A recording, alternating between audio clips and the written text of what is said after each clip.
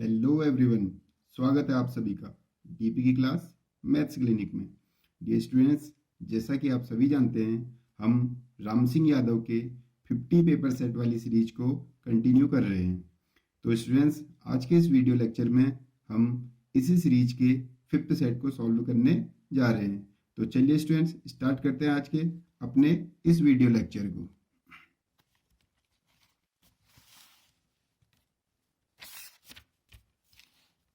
देखिए स्टूडेंट्स, आज का हमारा फर्स्ट क्वेश्चन है 0.0002 प्लस 0.02 प्लस 0.002। तो सिंपल सा हमें इसे ऐड करना है। देखिए मैंने क्वेश्चन नोट कर लिया है। अब क्या करना है आपको, देखो इसे ऐड कर दीजिए। देखिए ये 2 है तो यहाँ पर 2 और 0 भी 2, 0 2 0 भी 2 और ये 0 और ये 0.0। ठीक है स्टूडेंट्स, तो सिंपल सा ऐड करना था। तो इसका आंसर हमारा है 0.00222। देखिए आपका पहला ही आंसर है 0.0222।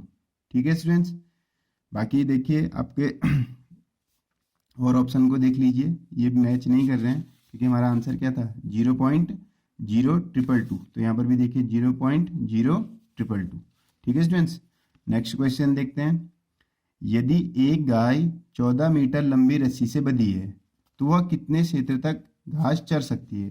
देखो स्टूडेंट्स, रस्सी की लंबाई है 14। सपोज दैट कि गाय की एक पोजीशन है, गाय यहाँ पर है। अब इसके गले में जो रस्सी है वो 14 मीटर तक की है, वो यहाँ भी जा सकती है, गाय यहाँ पर तक भी जा सकती है, यहाँ तक भी जा सकती है, यहाँ तक भी, मीन्स जहाँ जहाँ तक उसके 14 मीटर तक की रस्सी पहुँचेगी वहाँ तक जाएगी वो। क्योंकि देखो गाय यहाँ पर बंधी है तो 14 मीटर यहाँ तक है। सपोज करो, ये हम एज्यूम कर रहे हैं, ये 14 मीटर तो हो नहीं सकता, 14 मीटर यहाँ तक है तो ये भी 14 मीटर होगा, ये सब 14 होगा। तो इस तरह से क्या बन जाएगा स्टूडेंट, अगर आप इन पॉइंट को मिला दोगे तो एक सर्कल, मीन्स इतनी घास वो चर सकती है। अब इसके लिए जो आर है वे 14 है। ये क्वेश्चन में दिया हुआ है कि आर कितना है 14, क्योंकि रस्सी की लंबाई कितनी है 14। तो अब ये पूरे वृत्त में घास चर सकती है, तो हम क्या करेंगे, वृत्त का क्षेत्रफल निकाल लेंगे। स्टूडेंट्स, वृत्त का क्षेत्रफल कितना होता है स्टूडेंट्स, आप सभी को मालूम है, पाई आर स्क्वायर। पाई की वैल्यू स्टूडेंट कितनी होती है 22/7। आर कितना स्टूडेंट यहाँ पर 14 और 14, क्योंकि आर स्क्वायर है।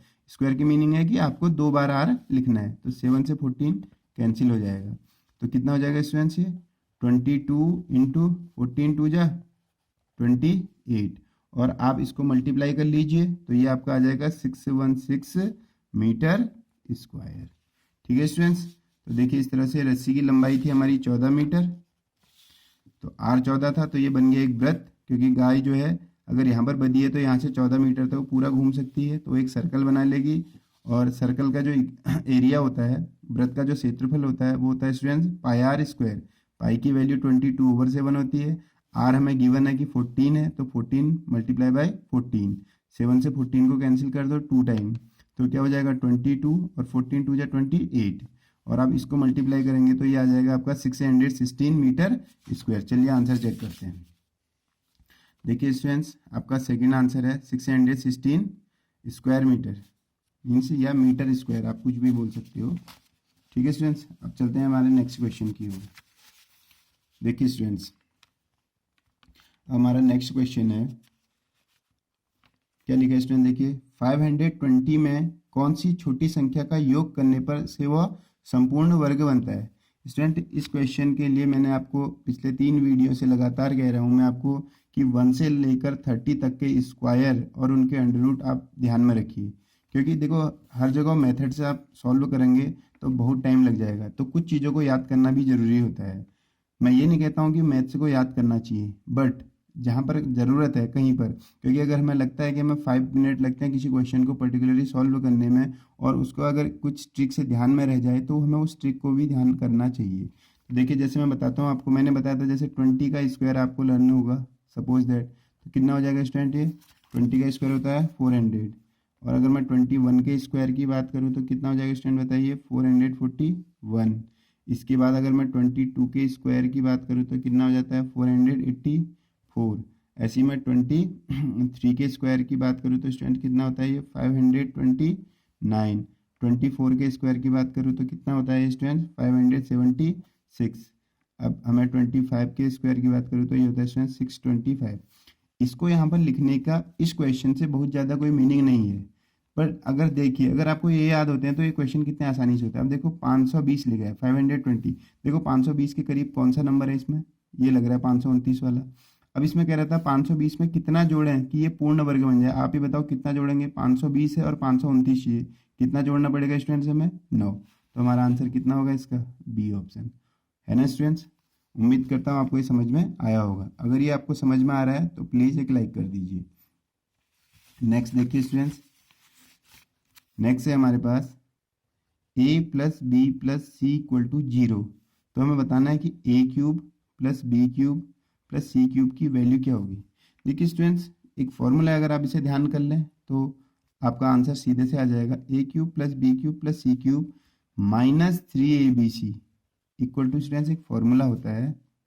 क्या फॉर्मूला होता है, मैं लिख दे रहा हूँ यहाँ पर, a plus B plus C और a square plus B square plus C square minus A B minus B C minus C A. ठीक है स्टूडेंट्स, ये एक फॉर्मूला है जो आपको दिख रहा होगा अपने फ़ोन पर। ठीक है स्टूडेंट्स, ये एक फॉर्मूला है। देखो यहाँ पर मेरा फॉर्मूला मैं इसलिए लिख रहा हूँ क्योंकि मैं बिना फॉर्मूले के आपको इस क्वेश्चन को बता सकता हूँ, बट ये मैं इसलिए लिख रहा हूँ कि नेक्स्ट टाइम पर कोई क्वेश्चन ऐसा है जिसमें ये फॉर्मूला यूज होता हो तो आपको पता तो हो फॉर्मूला क्या है। तो फॉर्मूला क्या है, A cube B cube A cube plus B cube plus C cube minus 3abc equal to A plus B plus C A square B square plus C square minus A B minus B C minus C.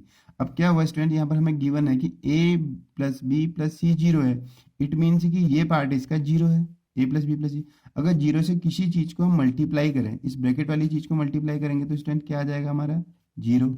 It means कि हमारा क्या आ गया है, a cube plus B cube plus C cube minus 3abc equal to क्या आ जाएगा student 0। अब देखिए अगर मैं इसको ऐसा लिखना चाहूँ, a cube plus B cube plus C cube, अब इस 3abc को उस साइड ले जाओ 3abc। तो हमसे यही तो पूछा था उसने क्वेश्चन में कि a cube plus B cube plus C cube की वैल्यू क्या होगी। तो आप खुद बता सकते हैं कि इसकी वैल्यू कितनी होगी 3abc, अगर हमें फॉर्मूला लर्न हो। ठीक है, अब कुछ फॉर्मूले स्टूडेंट्स आपको ध्यान देने ही होंगे, ये इस फॉर्मूले के यूज के बिना भी बन सकता है। ठीक है, बट अभी हमने ये फॉर्मूला आगे कहीं काम आएगा इसलिए इसे लिख दिया है, तो आप ध्यान में रखें। और a प्लस बी प्लस सी की जगह आप 0 पुट करें, 0 से किसी चीज़ को भी मल्टीप्लाई करते हैं वो 0 हो जाता है, और इस 3abc को शिफ्ट करेंगे तो आपका ये 3abc हो जाएगा। तो a cube plus B cube plus C cube का जो आंसर होगा स्टूडेंट्स वो होगा 3abc।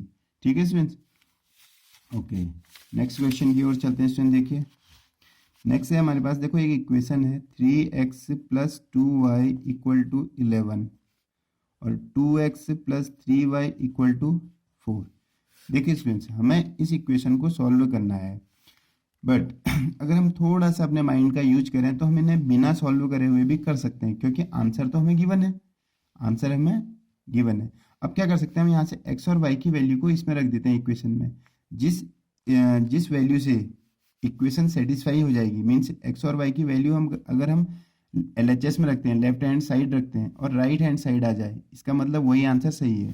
तो देखिए मैं आपको बताता हूँ कि क्या करने को मैं बोल रहा हूँ आपको। देखो x की वैल्यू दे रखी है, x की वैल्यू 5 भी है और y इक्वल टू 2 है। अब जरा चेक करके देखो, आप किसी एक इक्वेशन का यूज करो। देखो सपोज करो मैं इसी इक्वेशन का यूज कर ले रहा हूँ, तो 2x की जगह 5 प्लस 3y की जगह 2, कितना होगा ये 10 और 3 2 जा 16 हो रहा है, जबकि हमारा 4 है, तो ये आंसर रॉन्ग है।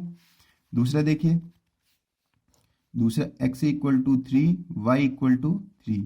आप खुद सोचिए 3 2 जा 6 हो जाएगा और ये भी 3 3 जा 9, तो 4 तो आने से रहा, और ये तो 7 है, 7 2 जा 14, ये तो और ज़्यादा आ जाएगा। तो लास्ट वाले पे चलते हैं, देखो आप किसी भी इक्वेशन का यूज कर लो, मैं पहले का ही कर लेता हूँ। देखो 2y इक्वल टू 11 है। अब जरा x की जगह 5 y की जगह -2 रखो, x की जगह 5 y की जगह -2, 5 3 जा 15 और 2 2 जा 4, तो कितना आ रहा है स्टूडेंट 11, और हमारा आंसर भी कितना है 11। इट मीन्स कि हमारा ये ऑप्शन एकदम करेक्ट है। अब स्टूडेंट आप सोच रहे होंगे कि हमें बहुत टाइम लग रहा है, जब आप बहुत प्रैक्टिस कर लेते हो ना स्टूडेंट्स, तो आप ये बहुत जल्दी से कर लेते हो।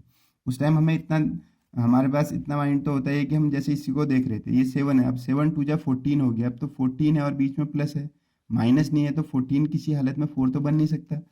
ऐसे ही आप देखिए यहाँ से 5 3 जा 15 हो गया, तो ये 11 कैसे बनेगा। पर इसमें देखिए, इसमें एक प्लस है एक माइनस है, अगर मैं इसमें 5 रख दूँ, 5 मैंने 5 रखा भी था, है ना। 3x plus 2y equal to 11 में मैंने क्या पुट किया था, x की जगह 5 और y की जगह -2, तो 5 3 जा 15, 2 2 जा 4, 15 माइनस 4 11, तो हमारा ये आंसर आ रहा था ना, तो हमारे ये आंसर क्या है, सही है। अब ये आता है स्टूडेंट्स प्रैक्टिस से, ठीक है स्टूडेंट्स। अब देखिए मैं आपको एक नेक्स्ट क्वेश्चन बताने जा रहा हूँ, थोड़ा सा मैं आपको, क्योंकि मुझे मालूम है जो लोग अभी सिर्फ आर्मी की प्रिपरेशन कर रहे हैं, तो बहुत कम लोग होंगे जिनकी ट्रिग्नोमेट्री बहुत ज़्यादा अच्छी होगी, क्योंकि ये ट्रिग्नोमेट्री में थोड़ा सा स्टैंडर्ड, इस क्वेश्चन का स्टैंडर्ड आप देख सकते हैं इनके ऑप्शन से भी, 1 माइनस टेन फाइव का whole square plus 1 minus cot five का होल स्क्वायर। अब ऑप्शन देख के तो आधे कोचिंग वाले तो होते हैं कि इन बच्चों से कह देते हैं कि स्टूडेंट्स ये पेपर में नहीं आएगा आपको, तो इसे छोड़ दो, तो लेकिन हम स्टूडेंट यहाँ पर छोड़ेंगे नहीं, मैं आपको बताऊंगा किस मैनर से आप इसे करेंगे और कितने ईजिली इसे कर लेंगे। इसके लिए मैं आपको थोड़ा सा कुछ वैल्यू बता दूं, क्योंकि जो है आपके बाद में भी काम आएंगी। आप ध्यान देना स्टूडेंट्स कि साइन ए, हमारे ट्रिग्नोमेट्री में स्टूडेंट्स 6 रेशियो होते हैं, साइन, कॉस, टेन, कॉट, सेक, कोसेक, कोसेक। और यहाँ पर मैं लिख रहा हूँ, अगर ए की वैल्यू 45 होती स्टूडेंट, तो साइन 45 की वैल्यू होती है स्टूडेंट्स 1/√2, कॉस की भी होती है 1/√2, टेन की वैल्यू होती है 1, टेन 45, कॉट 45 की होती है 1, और सेक की होती है स्टूडेंट्स √2, और कॉसेक की भी होती है √2। अब इससे बेनिफिट क्या होगा ये बताता हूँ मैं अभी आपको। A 45 means sine 45 1/√2, cos 45 1/√2, tan 45 1, cot 45 1, sec 45 √2, cosec 45 √2। Students जो लोग, जिन बच्चों ने 10th तक जिनकी मैथ है, मैं समझता हूँ कि शायद उनसे ये क्वेश्चन हो पाएगा। हाँ, जो जिनकी 11th और 12th में मैथ रही है, शायद वो इसको सॉल्व करने के लिए ट्राई करेंगे, पर वो भी क्या करेंगे, बहुत डिफिकल्ट मैनर से करेंगे। मैं यहाँ पर आपको एक शॉर्टकट मैनर बता रहा हूँ, तो आप ध्यान रखिएगा कभी इस टाइप के क्वेश्चन हो, आप ध्यान दीजिए कि इस पूरे इक्वेशन में फाई लिखा हुआ है, इसको क्या रीड करते हैं, फाई, ठीक है। आपने कभी वाईफाई नाम सुना होगा, वाई को छोड़ दीजिए, फाई है, तो 10 फाई, कॉट फाई, और आंसर में भी देखिए सब में फाई है, मीन्स जो ये एंगल यूज किया है वो सब में एक है। तो क्यों ना ऐसा कर लें कि हमें इसमें फाई की जगह कोई भी एक एंगल यूज कर लें, हम यहाँ पर 0 भी लिख सकते हैं, 30 भी लिख सकते हैं, 45 भी लिख सकते हैं, 60 भी, 90 भी, कुछ भी ले लो। बट मैंने आपको यहाँ पर 45 की वैल्यू दी हुई है, और मैंने ये भी बताया, देखो कितना आसान है इन्हें लर्न करना, अगर आप ध्यान करना चाहो तो। साइन है और कॉस है की 1/√2 1/√2, कब, जब ये 45 है, मीन्स साइन 45 कॉस 45 की वैल्यू सेम होती है, टेन 45 कॉट 45 की वैल्यू भी सेम होती है, सेक 45 और कॉसेक 45 की वैल्यू भी क्या होती है स्टूडेंट्स, सेम होती है। देखो इनको लर्न करने के लिए एक ट्रिक होती है, और आप कहेंगे तो मैं अगले वीडियो लेक्चर में मैं उसे बता सकता हूँ, लेकिन यहाँ पर हम इस सीरीज को कंटिन्यू कर रहे हैं, तो मैं नहीं समझता हूँ कि अभी मुझे ज़्यादा इसके बारे में बताना चाहिए। अभी हम इसी सीरीज के बारे में डिस्कस करेंगे, लेकिन आप ये ध्यान रख लेना स्टूडेंट्स, ये बहुत आसानी से ध्यान रखे जा सकते हैं। अब देखिए स्टूडेंट्स, मैं यहाँ पर फाई को एक कोई भी एक एंगल पिक करूंगा, तो मैं यहाँ पर 45 भी कर रहा हूँ, क्योंकि मुझे पता है 45 की वैल्यू मुझे पता है, तो मैं इस पूरे क्वेश्चन में फाई की जगह क्या रखूंगा, 45। अब देखिए क्या करेंगे, 1 माइनस 10 45 का होल स्क्वायर, 1 माइनस कॉट 45 का होल स्क्वायर। अब 10 45 देखिए यहाँ से, 10 45 1 होता है, कॉट 45 भी 1 होता है, तो ये 1 माइनस 1, 0 का स्क्वायर, 0 का स्क्वायर, तो ये 0 प्लस 0 कितना हो जाएगा स्टूडेंट, 0। समझ रहे हैं ना आप यहाँ पर 10 45, यहाँ से देखिए 10 ए कितना बता रखा है, ये सारे 45 है यहाँ पर, ए, तो 10 45 1 है, कॉट 45 भी 1 है, तो 1 माइनस 1 0, 1 माइनस 1 0, 0 के स्क्वायर क्या हो जाएंगे, 0। अब हमें चेक करना है कि हमारा जो क्वेश्चन था उसका वो तो 0 है। अब पहले आंसर से जाते हैं, देखो हमारा पहला आंसर है सेक 5 माइनस कोसेक 5 का होल स्क्वायर, ये हमारा पहला आंसर है। जरा देखते हैं इसमें 5, अब देखो यहाँ पर हमने 5 क्या लिया 45, तो इस क्वेश्चन में भी आंसर में भी हमें 45 ही लेना होगा, कोसेक 45 का होल स्क्वायर। अब देखिए सेक 45 और कोसेक 45 कितने हैं, √2, तो √2 माइनस √2 का होल स्क्वायर। देखो ये भी कैंसिल हो गया, तो 0 का स्क्वायर, ये भी 0। इट मीन से हमारा पहला आंसर ही क्या है, करेक्ट है। देखो हमने जब थीटा की वैल्यू मीन्स फाई की वैल्यू को क्वेश्चन में रखा तो भी 0 आंसर आ रहा है, और आंसर पे भी रखा तो भी 0। इट मीन्स ये इस क्वेश्चन का आंसर क्या होगा, यही तो होगा। तो हमारा जो पहला आंसर है वही करेक्ट है। देखिए यहाँ पर sec phi minus cosec phi, अगर आप और में वैल्यू पुट करेंगे तो ये आंसर रॉन्ग आ जाएंगे। इसकी वैल्यू इसके इक्वल है, क्योंकि इसको सॉल्व करा तो 0 आया और इसको सॉल्व करा तो 0। इट मीन्स ये दो, इसकी वैल्यू और इसकी वैल्यू 0 है, तभी तो ये आपस में इक्वल है, तभी तो इसका आंसर ये है। ठीक है स्टूडेंट्स, तो उम्मीद करता हूँ आपको समझ में आया होगा। आप देख लीजिए, आप चाहो तो इसका स्क्रीनशॉट लेकर के आराम से देख सकते हो। ठीक है स्टूडेंट्स, और वैल्यू भी आपको साथ में नज़र आ रही होंगी, दिख रहा होगा आपको। तो ठीक है, चलिए चलते हैं अगले क्वेश्चन की ओर।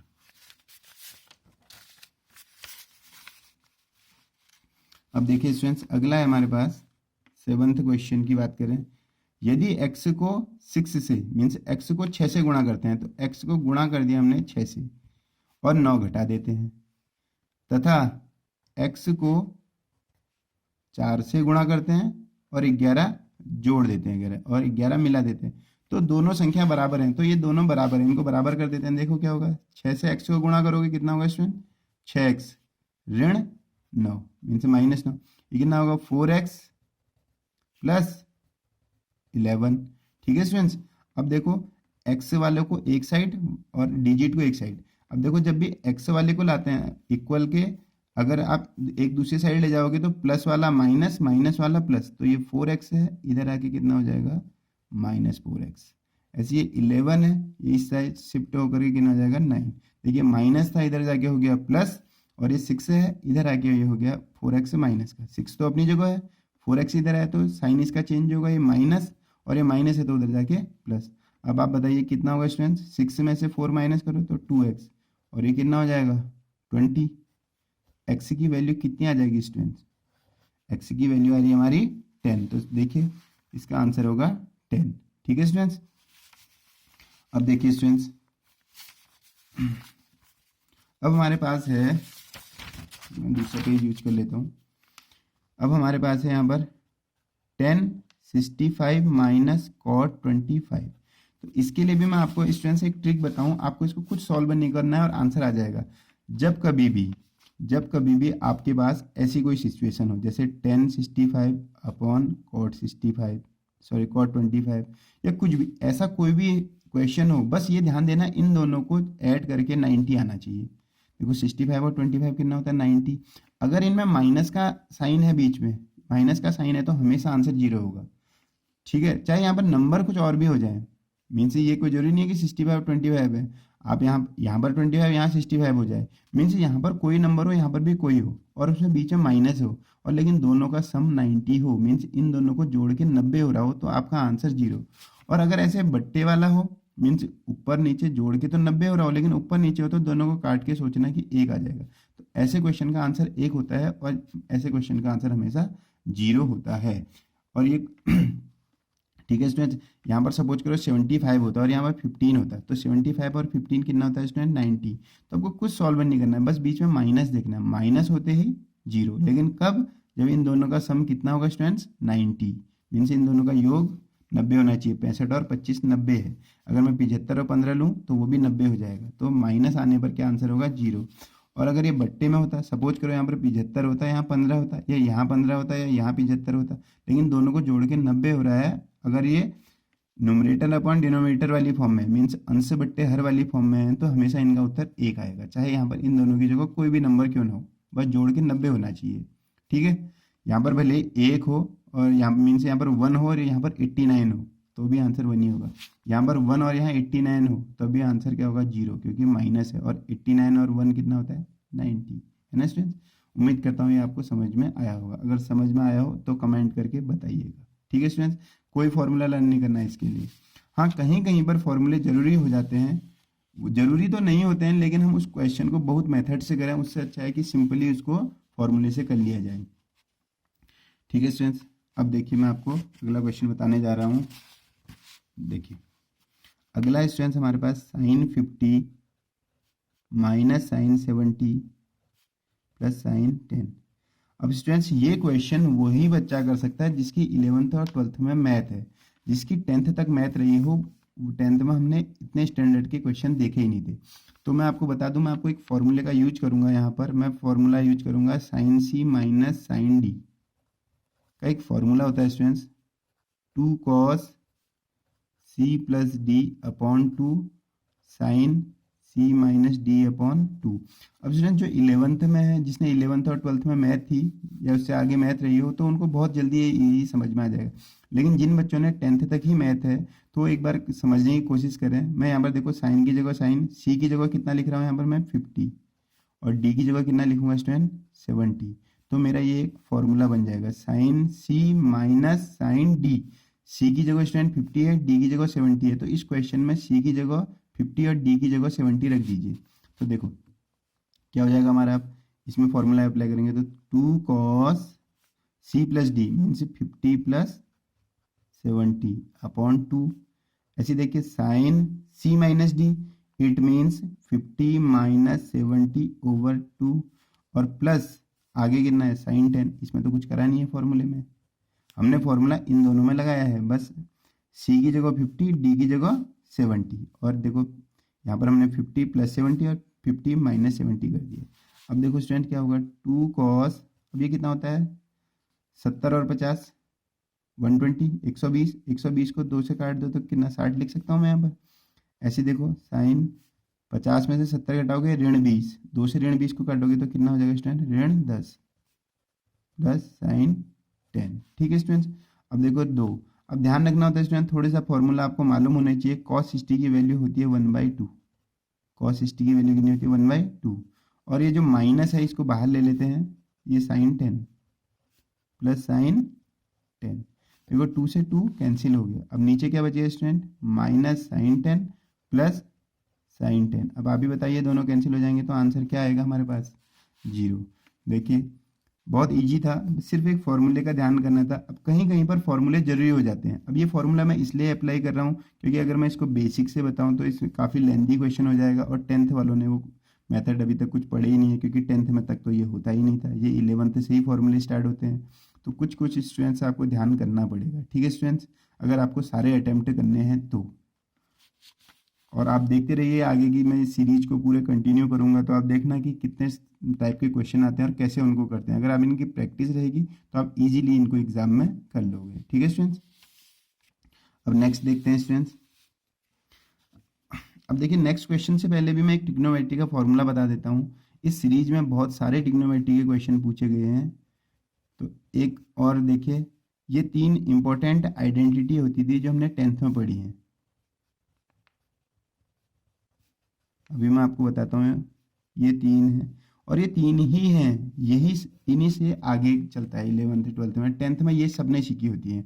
अगर आपको ध्यान ना हो तो आपके टीचर ने बताया होगा sine square A plus cos square A equal to 1, 1 plus tan square A equal to, sorry यहाँ पर मैंने गलत लिख दिया, 1 plus tan square A equal to होता है सेक स्क्वायर ए, और 1 plus cot square A equal to होता है कॉसेक स्क्वायर ए। ये 3 होती हैं, इन्हें हिंदी में हम सर्व समीकाएँ कहते हैं। अगर आपने 10th में पढ़ी होंगी, जनरली मैं इनको आपको प्रूफ करना भी बता सकता हूँ कि आखिर ये 1 क्यों आया है, क्या इसकी वैल्यू सेक स्क्वायर क्यों आई है, इसकी वैल्यू कोसेक स्क्वायर क्यों आई। लेकिन ये जब मैं 10th क्लास पढ़ाता हूँ तो वही बताता हूँ। अगर आपको इन्हें फिर भी जानना है तो आप मेरे 10th के वीडियो लेक्चर में जाइएगा, तो वहाँ आपको ये सारे सॉल्यूशन मिल जाएंगे। ठीक है स्टूडेंट्स, लेकिन अभी ट्रिग्नोमेट्री पढ़ाई नहीं गई है, आने वाले टाइम में मैं वहाँ पर ट्रिग्नोमेट्री का जो वीडियो लेक्चर डालूंगा वहाँ पर आपको ये सब प्रूफ मिलेगा। फिलहाल आपको अपने कॉम्पिटिटिव एग्जाम के लिए सिर्फ इनको ध्यान में रखना है। ठीक है स्टूडेंट्स, अब देखिए हम क्वेश्चन करते हैं, कितनी आसानी से हमारा अगला क्वेश्चन हो रहा है। हमारा अगला क्वेश्चन है स्टूडेंट्स 9 सेक स्क्वायर ए माइनस 9 टेन स्क्वायर ए। अब देखिए अगर आपको ये ध्यान है तो आपको कुछ करने की जरूरत ही नहीं। देखो दोनों में क्या कॉमन आ रहा है स्टूडेंट, बताओ पहले। 9 क्या हो जाएगा सेक स्क्वायर ए माइनस टेन स्क्वायर ए। ठीक है स्टूडेंट, अब इसका यूज करना है स्टूडेंट्स। देखो इस 10 को उस साइड ले जाओ तो क्या हो जाएगा, ये सेक स्क्वायर है तो उधर जाके माइनस बन जाएगा, sec square minus tan square, तो यहाँ क्या बच जाएगा स्टूडेंट सिर्फ 1। तो हम इसकी जगह 1 लिख सकते हैं ना, 9 इंटू 1, तो 9 1 जा 9, हमारा आंसर आ जाएगा 9।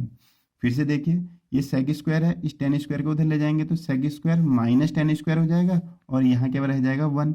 इट मीन्स कि sec square minus tan square की वैल्यू कितनी होती है 1। और हमने यहाँ करा भी तो यही, देखो 9 कॉमन ले लिया और sec square minus tan square की वैल्यू को कितना रख दिया 1, तो 9 1 जा कितना हो गया स्टूडेंट्स 9। ठीक है स्टूडेंट्स, उम्मीद करता हूँ ये भी आपको समझ में आया होगा। अब देखिए स्टूडेंट्स अगला, x minus 3/3 plus x minus 4/7 equal to 2x minus 1/5। ये बहुत इजी क्वेश्चन है स्टूडेंट्स, ये तो आपने 8th में भी करे होते हैं। आपको क्या करना होता है, यहाँ पर इन दोनों का एलसीएम लेना है। कितना हो गया 21। अब क्या करना है, 7 से इसको मल्टीप्लाई करो, 3 से इसको, देखो 7 से करो इसको 7x, 7 3 जा 21, 3 से करो 3x, 3 4 जा 12, देखो 7 से करना है इसको 7x, 7 से इसको 21, 3 से इसको करोगे 3x, 3 चौको 12, और यहाँ पर भी आप इसको ऐसे ही नोट कर लो। ठीक है, अब देखो अब इसको थोड़ा सा सही कर लो, 7x और 3x कितना होता है स्टूडेंट 10x, और ये दोनों कितने हो गए स्टूडेंट 33, 21 और 12 33 बट्टे 21 बराबर 2x 1/5। ठीक है स्टूडेंट, ये यहाँ तक हो गया। अब क्या करना है, अब हमने इसको यहाँ मल्टीप्लाई करना है। देखो कितना होगा 10 पंचे 50x और 33 पंचे कितना होता है स्टूडेंट 165। ऐसे 21 दूना कितना होता है स्टूडेंट 21 दूना 42x और 21 एकम 21। अब देखो स्टूडेंट्स ये 50x ऐसे ही है, इस 42 को इधर ले आओ तो 42x इधर आ गया, इस 165 को उधर ले जाओगे तो ये प्लस का हो जाएगा और यहाँ पर -21 ऐसे ही रहेगा। अब इससे इसको माइनस कर लो, 50 में से 42 8, और इससे इसको माइनस करोगे तो कितना हो जाएगा स्टूडेंट्स ये 144। अगर आपको पहाड़े आते हो तो 18 8 144 होता है, x बराबर 18, तो x का मान आ जाएगा 18। तो उम्मीद करता हूँ स्टूडेंट्स ये आया होगा। ये तो क्लास 8 का क्वेश्चन है, आपको सिर्फ क्रॉस मल्टीप्लाई करना आना चाहिए और एलसीएम लेना आना चाहिए। ठीक है, करते हैं नेक्स्ट क्वेश्चन को।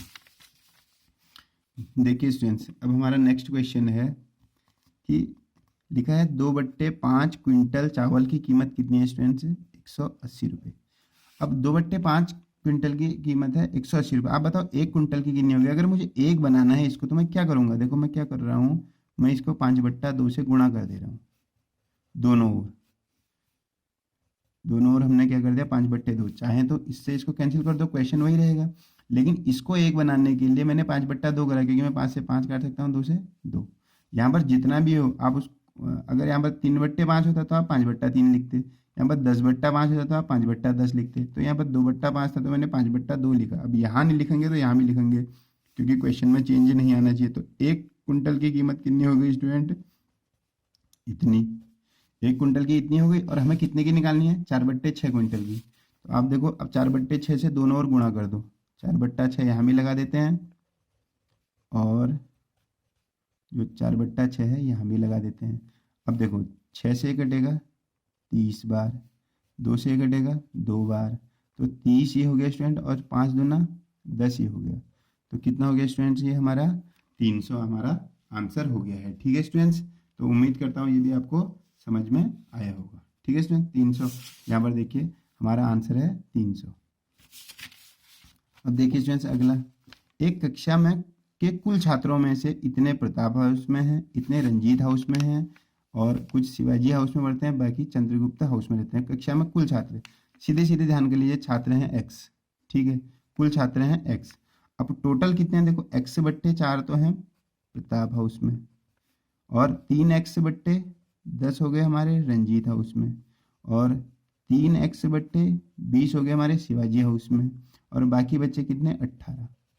देखो x थे कुल छात्र, अब कुल छात्रों का 1/4 मीन से कुल छात्र थे x, तो x का 1/4 x/4, इसका दूसरे का 3/10, तो x का ही तो 3/10 होगा, क्योंकि छात्र तो x हैं, उनका 3/10 तो 3x/10, ऐसे 3x/20 और प्लस 18, तो ये सब मिला के कितने होंगे x। अब आप क्या करिए कि x वाले एक साइड ले आइए, x/4 minus 3x/10 minus 3x/20 equal to कितना हो गया स्टूडेंट्स 18। ये तीनों को हम इधर लाए तो तीनों के साइन माइनस हो गए। ठीक है स्टूडेंट्स, अब जिसके अपॉन में कुछ नहीं हो वहाँ 1 लगा सकते हो। इन सब का एलसीएम देखो स्टूडेंट्स 20 होता है। अब 1 से 20 में 20 बार जाएगा तो ये 20x हो जाएगा। 4 से 20 में कितने बार जाता है स्टूडेंट 5 बार, तो ये 5x हो जाएगा। 10 से इसमें कितनी बार जाता है? 2 बार, लेकिन ऊपर 3 है तो 2 3 6x हो जाएगा। 20 से 20 में एक बार जाता है तो 1 से 3x हो जाएगा। ये हो गया 18। अब देखिए कितना हो रहा है, 6 3 9, 9 5 14, ऋण के 14 धन के 20, 20 में से 14 घटा लो स्टूडेंट, तो कितना होता है? 20 में से 14 घटाएंगे तो 6x और बट्टे में 20 बराबर 18। ठीक है स्टूडेंट, मैंने आपको बताया था कि अगर कभी भी बराबर में कोई चीज़ कटती हो तो काट दो। 6 से 18 कितनी बार कटा? 3 बार। तो क्या हो गया? x बट्टे 20 बराबर हो जाएगा स्टूडेंट 3। अब इसको क्रॉस मल्टीप्लाई कर लो, x यहीं रहेगा, 20 3 60। इसका मतलब स्कूल में विद्यार्थियों की संख्या कितनी थी? 60। आप देखिए विद्यार्थियों की संख्या कितनी आ गई आपकी? 60। देखिए स्टूडेंट्स, नेक्स्ट क्वेश्चन कहता है कि 22.5 मीटर लंबी, 33 सेंटीमीटर चौड़ी और 10 मीटर ऊंची दीवार को बनाने में कितनी ईंटों की आवश्यकता होगी यदि ईंट की लंबाई इतनी, इतनी और इतनी है तथा दीवार पर 1/10 सीमेंट द्वारा बनी हो। तो कैसे करेंगे? देखिए स्टूडेंट्स, देखो लंबाई दे रखी है 22.5 मीटर। अब कुछ चीज़ें इसमें सेंटीमीटर में, कुछ मीटर में, तो मैं सबको सेंटीमीटर में ही चेंज कर दे रहा हूँ। ठीक है स्टूडेंट्स, देखो एल है 22.5 मीटर, मीटर को सेंटीमीटर बनाने के लिए 100 से मल्टीप्लाई करते हैं, मीन से 100 से गुणा करते हैं। तो मैं इसमें 100 से गुणा करूंगा तो क्या हो जाएगा? ये 2250 सेंटीमीटर। बी चौड़ाई होती है 33 सेंटीमीटर, एच ऊंचाई 10 मीटर है, तो मैंने 10 को 100 से गुणा कर दिया। ठीक है स्टूडेंट्स, तो अब हम क्या कर सकते हैं? हम दीवार का आयतन निकाल सकते हैं। दीवार का आयतन, दीवार का आयतन 2250 गुणा 33 गुणा 10 गुणा 100 या 1000 लिख दीजिए, या 10 गुणा 100 ही लिख दो, कोई फर्क नहीं पड़ेगा इससे। देखो ये लिख दिया, ये लिख दिया और ये भी लिख दिया। अब देखो इसमें सीमेंट भी लग रहा है कुछ, तो सीमेंट का कुछ तो हिस्सा होगा। सीमेंट का हिस्सा, सीमेंट का हिस्सा कितना लग रहा है स्टूडेंट? इसका 10% मीन्स 1/10। तो 2250 गुणा 33 गुणा 10 गुणा 100 का 1/10 इसमें सीमेंट लग रहा है, तो 10 से 10 काट देंगे, इसीलिए मैंने गुणा नहीं करा था इनका। ठीक है स्टूडेंट, तो अब कितना हो गया? 2250 गुणा 33 गुणा 100। ध्यान रखिए स्टूडेंट, इनको सॉल्व कर, मैं जल्दीबाजी में इसको सब मल्टीप्लाई मत कर दीजिए, लास्ट में देखेंगे क्या करना है। तो दीवार का आयतन आ गया, एक दीवार बनानी है जिसमें सीमेंट लगा है, तो सीमेंट इतना लगा है उस दीवार में, इतना लगा है, और दीवार इतनी है। तो अब जब दीवार में से सीमेंट को निकाल दोगे, बचे हिस्से पर ही तो आप ईंटें लगाओगे, तो जो बचा हिस्सा होगा वो कौन सा होगा? बचा हिस्सा, जिस पर हमें क्या करनी है? ईंटें लगानी है। तो बचे हिस्से में इससे इसको माइनस कर देते हैं।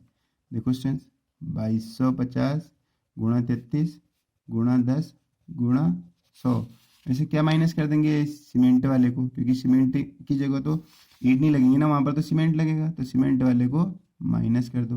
मीन्स दीवार के आयतन में से सीमेंट के हिस्से को निकाल दिया तो बचा हिस्सा आ जाएगा, और उस हिस्से पर हमें ईंट लगानी है।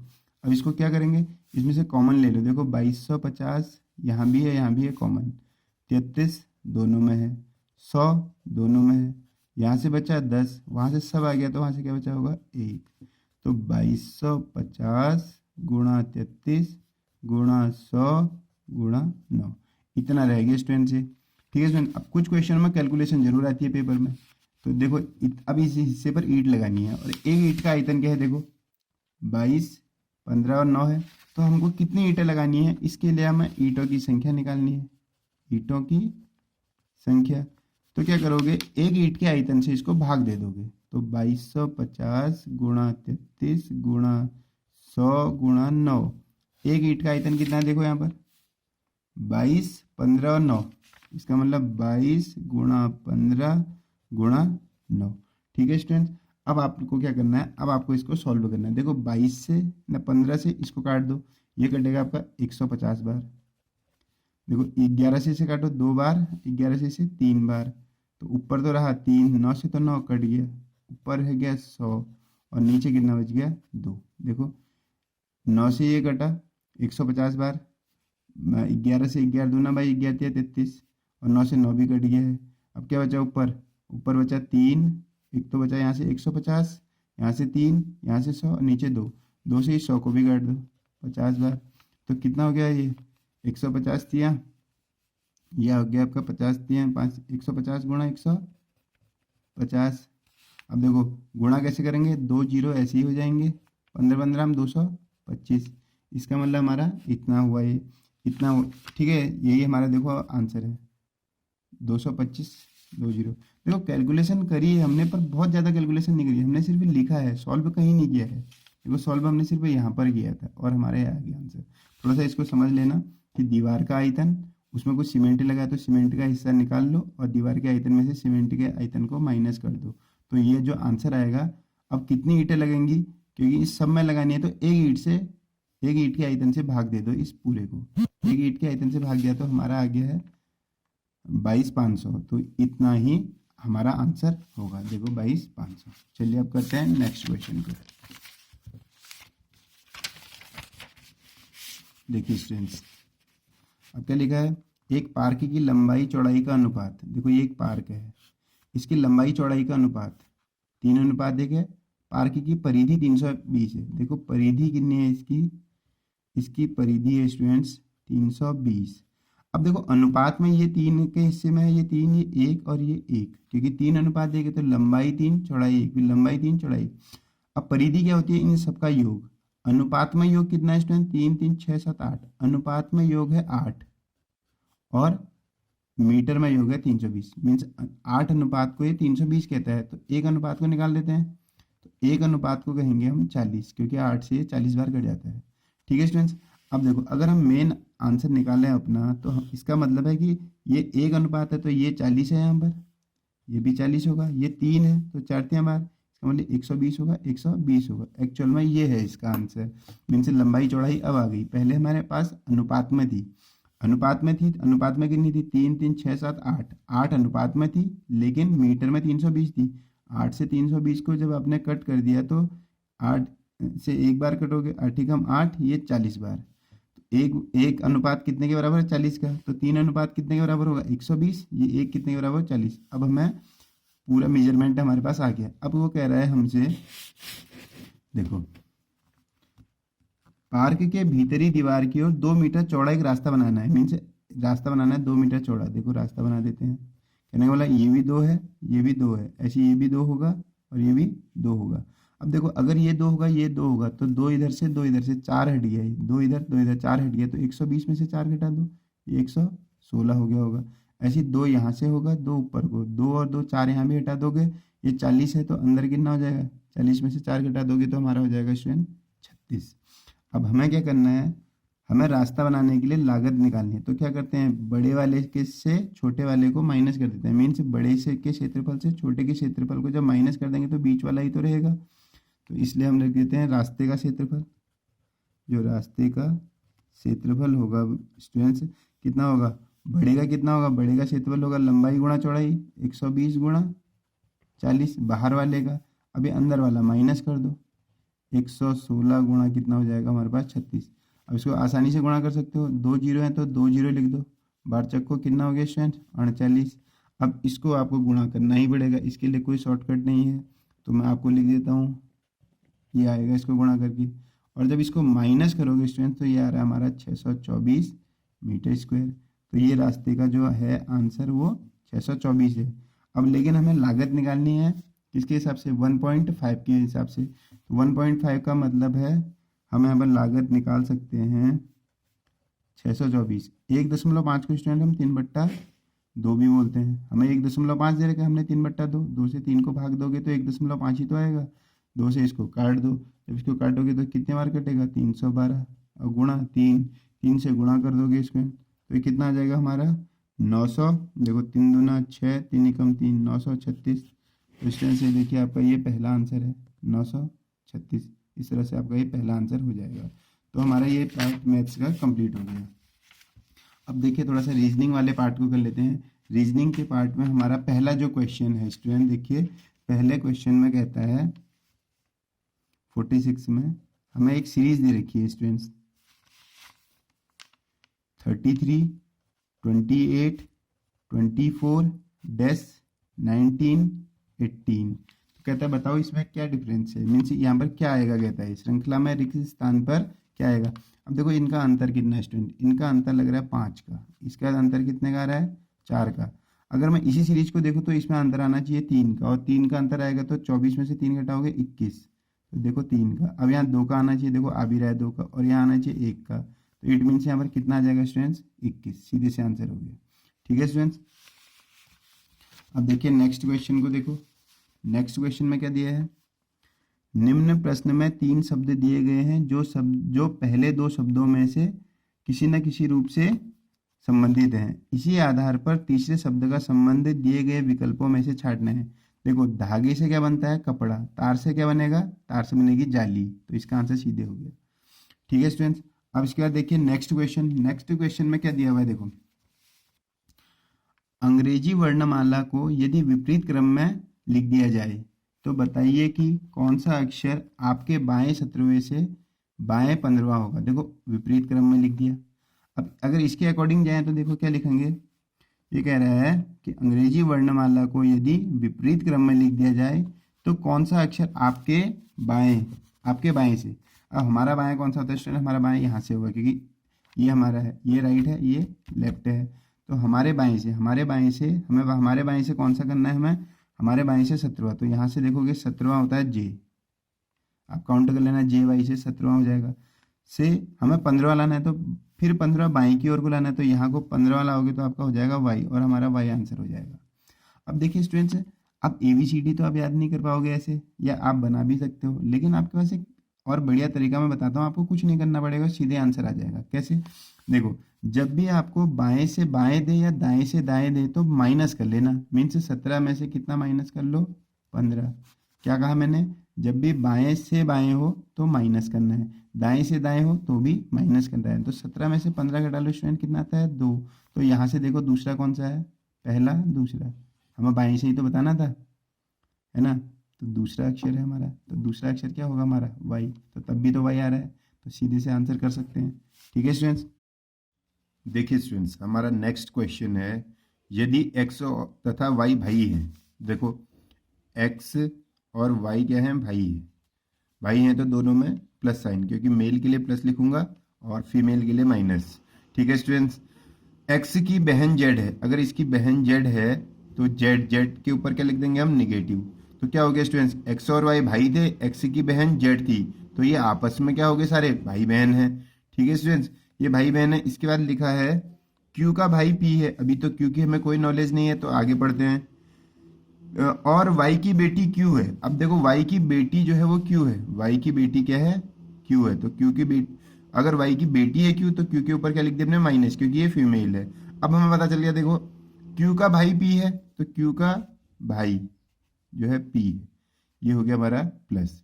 अब देखिए हमसे पूछा गया है कि P का चाचा कौन है। अब देखिए स्टूडेंट्स, ये तो है फीमेल, तो जेड तो आप कभी आपका आंसर नहीं हो सकता चाचा।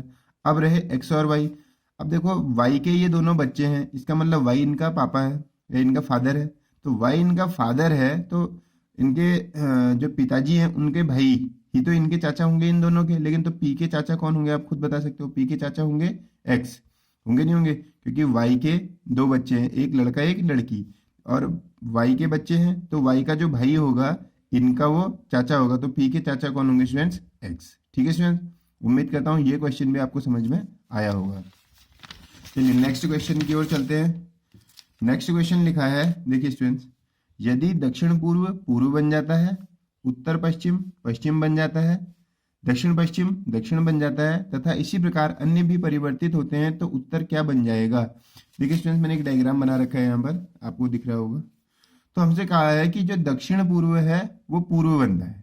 ठीक है स्टूडेंट्स, सबसे पहले हमने क्या बनाया, देखो आप डायरेक्शन दिखाते हो तो ये होती है पूर्व, ये होता है पश्चिम, ये होता है उत्तर, ये होता है दक्षिण। इसके बीच में जो होगा वो उत्तर पूर्व होगा, जो इन दोनों के बीच में होगा वो उत्तर पश्चिम, जो इन दोनों के बीच में होगा वो दक्षिण पश्चिम, और जो इन दोनों के बीच में होगा वो दक्षिण पूर्व। अब देखो ये टोटल स्टूडेंट 360 का होता है, और इसमें कितने पार्ट हैं आप देख सकते हैं, 8 पार्ट, 1 2 3 4 5 6 7 8। अगर ये 360 होता है तो 360 को अगर 8 से भाग दोगे तो सभी के बीच कितना बन जाएगा, 45 45 का कोण। देखो यहाँ भी 45, यहाँ भी 45, यहाँ भी 45, सब जगहों में 45 45 का कोण बन जाएगा। अब क्वेश्चन को देखें तो क्वेश्चन कहता है कि जो दक्षिण पूर्व है वो पूर्व बनना है, मतलब 45 डिग्री घूम रहा है, कैसा, एंटी क्लॉक, घड़ी की विपरीत दिशा में। देखो ये दक्षिण पूर्व था, ये पूर्व बन गया। ठीक है स्टूडेंट, इसके बाद हमें कहा है कि उत्तर पश्चिम जो है पश्चिम बनना है, तो देखो ये भी 45 डिग्री घूम रहा है। इसके बाद हमसे कहा है कि दक्षिण पश्चिम जो है दक्षिण बनता है, देखो ये दक्षिण बनना है, ये भी 45 घूम रहा है। अब आपसे पूछा गया है कि उत्तर क्या बनेगा, तो उत्तर देखिए क्या बनेगा, ये भी 45 घूम जाएगा तो उत्तर पश्चिम बन जाएगा। ठीक है स्टूडेंट्स, बहुत इजी क्वेश्चन था। उत्तर क्या बनेगा, उत्तर पश्चिम, क्योंकि ये भी तो 45 घूमेगा। देखो ये सब घड़ी की सुई की विपरीत दिशा में घूम रहे हैं और घूम कितना रहे हैं, सिर्फ 45 तो उत्तर भी कितना घूमेगा, 45 घूमेगा। तो क्या आ जाएगा हमारा उत्तर, उत्तर पश्चिम। देखो इसका फर्स्ट आंसर ही हमारा राइट है। तो स्टूडेंट्स आज का ये सेट भी हमारा यहाँ पर ही समाप्त होता है। स्टूडेंट्स अगर आपको एक भी क्वेश्चन समझ आया हो तो प्लीज़ लाइक करें, शेयर करें और सब्सक्राइब करें। और सब्सक्राइब करने के बाद बेल आइकन को प्रेस करना बिल्कुल भी न भूलें। इससे क्या होगा, इससे आपको मेरी आगे आने वीडियो के मेरी जो आगे आने वाली वीडियो है उनके नोटिफिकेशन मिल जाएंगे। धन्यवाद।